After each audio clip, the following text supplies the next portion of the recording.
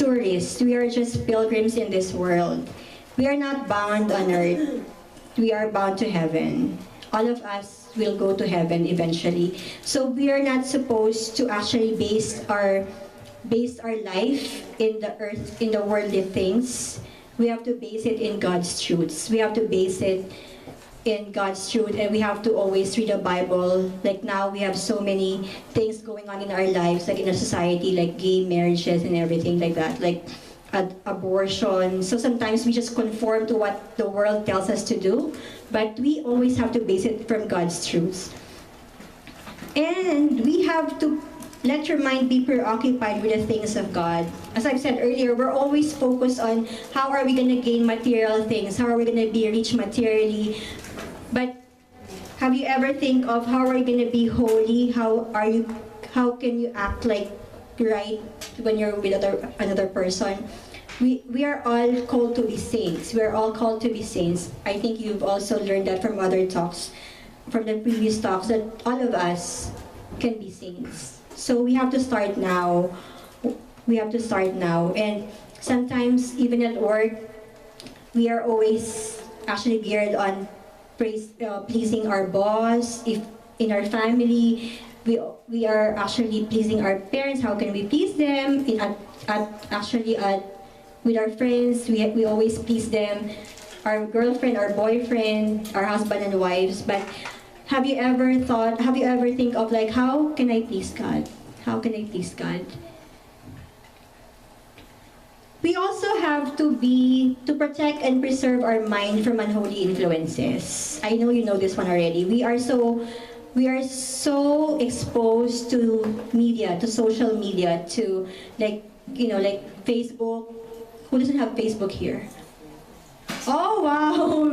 Congratulations!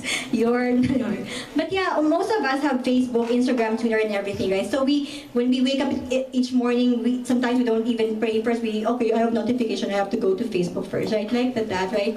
I have to check my email first. And so we have to be careful. We have to be careful with that, with what we watch on TV, what we post in Facebook, because everyone is watching. Everyone, you can open our Facebook. You thought it's a private account, but anyone can open it. So we always have to keep in mind to watch whatever we post. And I just want to give you some of the applications that you can actually put in your phone, in your laptop, or your whatever computer you have. You can have the EWTN. Everything is there, the Bible, like live stream and everything. You can watch TV there. You can watch the live, like there's mass and everything. So, and then Immaculate Heart Radio, like if you're actually in your car, you can actually go to 1260 radio and just open that. And what else? Laudate. I think most of us members have that application. So we just have to always guard our minds with all those influences. Okay, last one. We need to love God with all our strength. Exercise, right? So how can we do that? To give our money, to give our time, to give our talents, possessions to God. Give it back to God. How can we do that? When we were created, we came here on earth with nothing. So we'll all live on earth with nothing also, right? We don't owe anything in this world. So we always have to have that mindset of returning than giving. Because if we think of like giving, actually we don't have anything when we came, right? So, and we don't have to set limits in giving. Saint Therese once said that, when you love, you don't calculate. When you love, you don't calculate. And actually, giving money, God is not even interested. God is actually interested in our money, not because He needs it. How can God know? God doesn't need our money, right? But God wants us to give money to know the condition of our heart. It's actually in Matthew 6 verse 21, for where your treasure is, there also will your heart be. It's very clear.